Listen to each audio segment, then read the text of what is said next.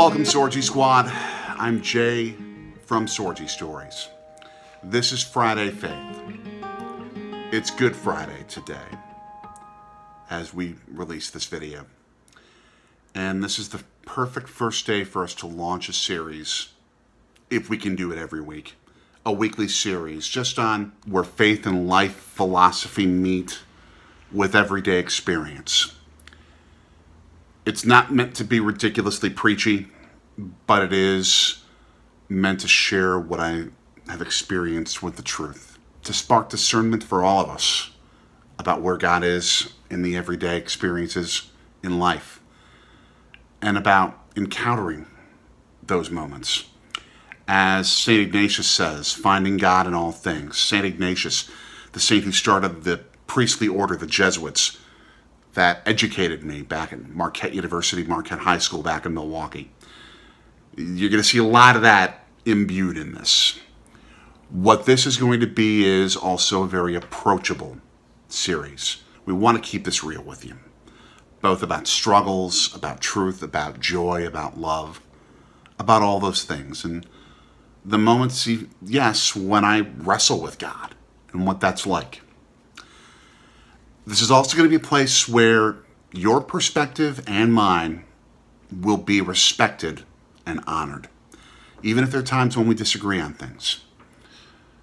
No one's got this faith thing perfect. No one knows God perfectly on this earth.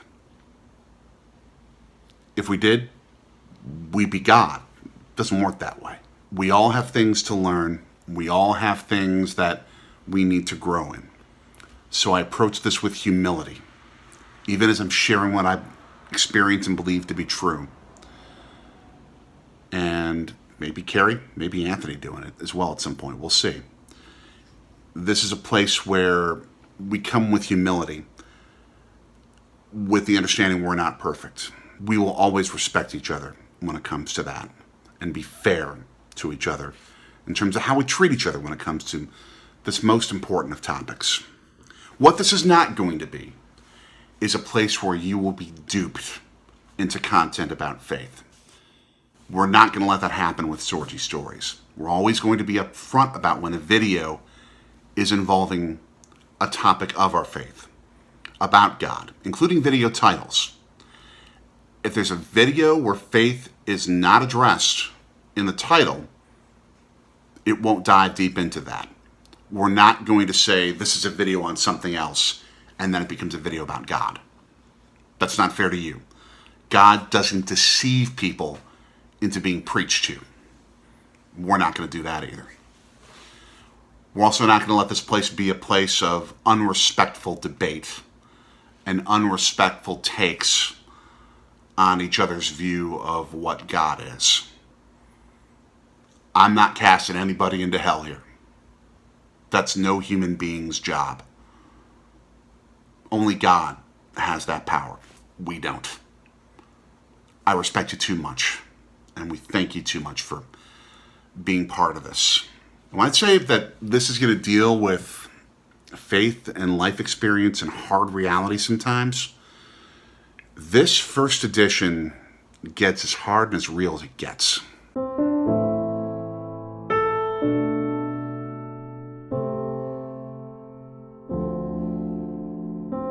For those who understand what Catholicism and what Christianity, even more broadly, involve around this time of year, Good Friday is the end of the period called Lent. A period of time which is meant to be looking at yourself, seeing where you need to grow, seeing where God says, okay, let's perfect what's imperfect here. Let's keep working on you. Let's get you to be more of who you're called to be. Where you look at yourself in the mirror and you're like, you know what? I need to be more loving here. I need to be more faith-filled. I need to change my ways to follow the right path. Well, Lent happened to me on March 2nd. When I walked into the office at KYW Newsradio and walked out less than a half hour later, having had my second non-performance job elimination in 3 years, in less than 3 years. I could dive into the issues of the radio industry and what has happened since the pandemic and if changes in this industry. That's not what this is for. That could be a whole other topic. But it became the realization of every fear that I had about coming into this place, into a new job in a strange city. I was blindsided, and it caused me to question God so strongly. I'm like, Lord, why were we brought to a city 850 miles from where we were living? Why were we led to believe that you wanted us to buy a home in a city where we knew basically nobody, and then to be put in a position 2 years later after being hired where I'm jobless and like 3/4 of the country's households, I don't have 6 months savings in case of a job loss. Are we going to have a roof over our head in 3 months? Am I going to find a job quickly enough? Every single fear that you have when financially the needs of a family are mainly on your shoulders, every single fear and every single thing you could think of, or you wrestle with God, like, really? Really, God? Really? Like, why do I have to scramble again? Why do I have to go through this fear?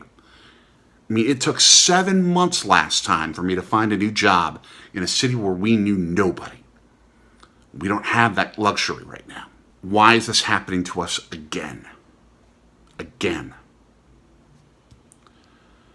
That day's gospel at daily mass, it answered the question of what God's calling me to do. Just 2 things. Do my part and to trust him. Right from Matthew's gospel that day, Matthew 7. Jesus said to his disciples, "Ask, and it will be given to you. Seek, and you will find. Knock, and the door will be open to you. For everyone who asks receives, and the one who seeks finds. And to the one who knocks, the door will be opened." It says it plain clear right there. God's saying, Jay, you're going to have to do some serious knocking now. Knock every time there's a job out there that you could go after. Knock on the door. Keep knocking. This economy is hard and it's going to get harder. But keep knocking. Be faithful to what I'm asking you to do. Love your family by how hard you're busting your rear end to take care of what they need and be present to them in that process. Do that, and I got you. I've got you. It's like, God, you're just telling me to play my part. And then you will play yours. I took 10 days off between then and now in the job application process because our son got confirmed, and we had family and friends visiting us from out of town. And that was a wondrous break of God not only being present in their presence for us and their love for us, but in the chance to be alive the most through what I believe my charism is, which is personal presence, compassion, generosity. That's where God works through me the most. And I was given that refueling at a time of real struggle. But even with those days off, I've now applied for more than 100 jobs. I've had interviews with 2 companies with jobs that could be what our family needs. I've got a freelance position waiting in the wings to help tide us over as I go through the search for a job that's really going to take care of our family.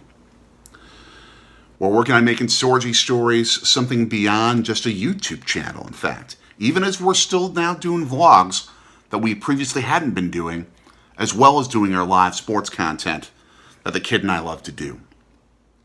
I've got a book that's waiting in the wings.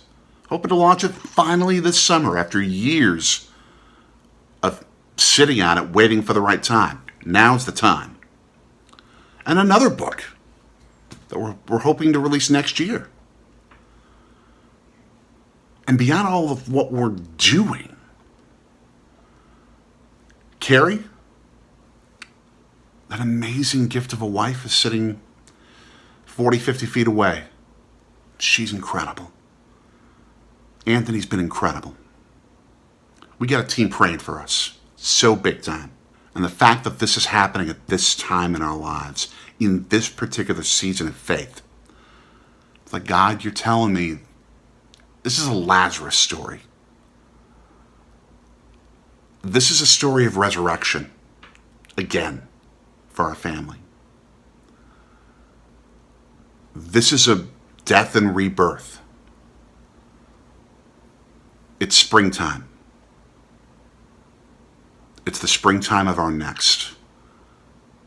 And there is something new that's being born within us. God makes all things new, and that's the truth. I fully believe it. This is a reawakening from us. A reawakening for us from my career's death, temporarily. Taking longer than 3 days, but we're getting there. I just need to play my part. I just have to do my piece of it. Just keep knocking. Every day, keep knocking. Go all out as I can. God will have the rest, and we're going to find a way. Whatever that is. I can't see what it is right now, but we're going to find it. And that truth reminds me of my absolute most favorite gospel passage, the end of St. Matthew's Gospel, saying, I am with you until the end of the age. I am with you. God is never abandoning us no matter what, even when we can't see it. Even when we think we're abandoned and we're wrestling with God, screaming at God, crying at God, which I've been doing in this whole thing. But God's there, listening, saying, I don't blame you for all that feeling. I get it. I did it myself in that Garden of Gethsemane. I did it myself. I know where you are and where you've been. And I'm not abandoning you. I got you. Stick with this. Stick with me. We're going to do this together.